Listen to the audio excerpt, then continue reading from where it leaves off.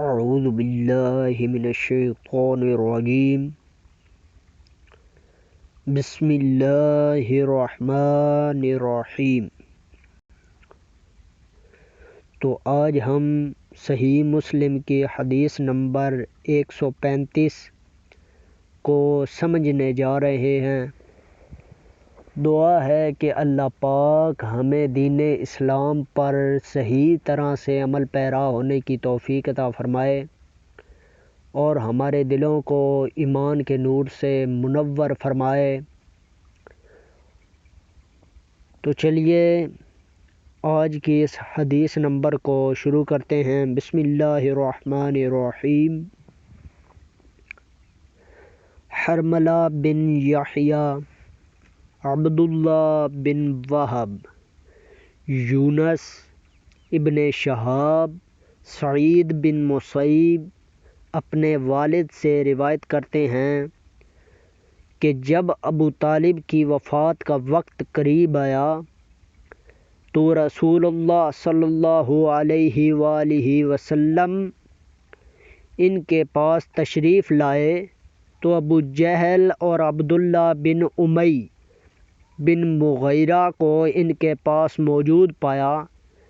رسول اللہ صلی اللہ علیہ وآلہ وسلم نے ارشاد فرمایا، اے چچا، لا الہ الا اللہ کا کلمہ کہہ دو، میں اللہ تعالیٰ کے سامنے اس کی گواہی دوں گا۔ ابو جہل اور ابن امیہ کہنے لگے، کیا تم عبد المطلب کے دین سے پھر رہے ہو؟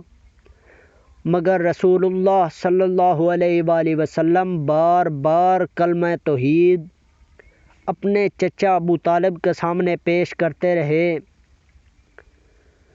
اور یہی بات دہراتے رہے۔ بالآخر ابو طالب نے لا الہ الا اللہ کہنے سے انکار کر دیا اور آخری الفاظ یہ کہے کہ میں عبد المطلب کے دین پر ہوں۔ رسول اللہ صلی اللہ علیہ وآلہ وسلم نے فرمایا، جب تک مجھے روکا نہیں جائے گا تو میں برابر دعائے مغفرت کرتا رہوں گا۔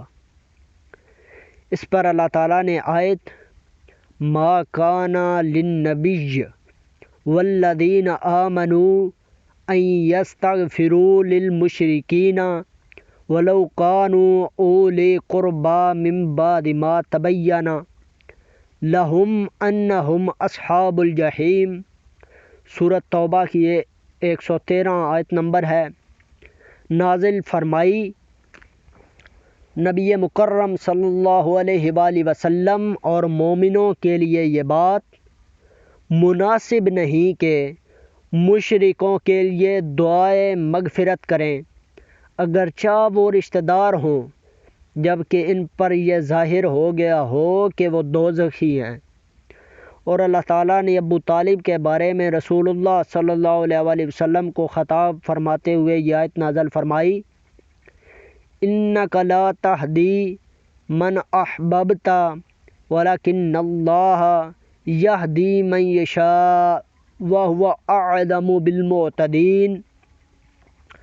سورۃ القصص کی آیت نمبر 56 ہے، یعنی بے شک تو ہدایت نہیں کر سکتا جسے تو چاہے، لیکن اللہ تعالیٰ ہدایت کرتا ہے جسے چاہے اور وہ ہدایت والوں کو خوب جانتا ہے۔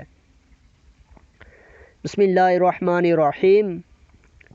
It is reported by Sa'd bin Musayyib, who narrated in it on the authority of his father Musayyib bin Hazm, that when Abu Talib was about to die, the messenger of Allah, peace be upon him, came to him and found with him Abu Jahl, Amr bin Hisham, and Abdullah bin Abi Umayyah ibn al-Mughira. The messenger of Allah, peace be upon him, said, my uncle, you just make a profession that there is no God but Allah, and I will bear testimony before Allah of your being a believer. Abu Jahl and Abdullah bin Abi Umayyah addressing him and said, Abu Talib, would you abandon the religion of Abdul Muttalib? The Messenger of Allah constantly requested him to accept his offer, and on the other hand was repeated the same statement of Abu Jahl and Abdullah bin Abi Umayyah till Abu Talib gave his final decision and be stuck to the religion of Abdul Muttalib and refused to profess that there is no God but Allah. Upon this the Messenger of Allah remarked, by Allah, I will persistently beg pardon for you till I am forbidden to do so by God. It was then that Allah, the Magnificent and the Glorious, revealed this verse. It is not meet for the Prophet, peace be upon him, and for those who believe that they should beg pardon for the polytheists, even though they were their kith and kin, for it had been made known to them that they were the denizens of hell. And it was said to the Messenger of Allah, peace be upon him, verily thou canst not guide to the right path whom thou lovest, and it is Allah who guideth whom he will, and he knoweth best who are the guided. Firstly, the verse was taken from the Surah Al-Tawbah,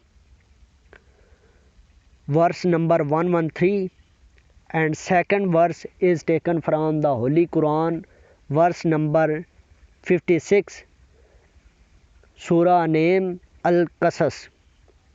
Sadaqallahul Azim.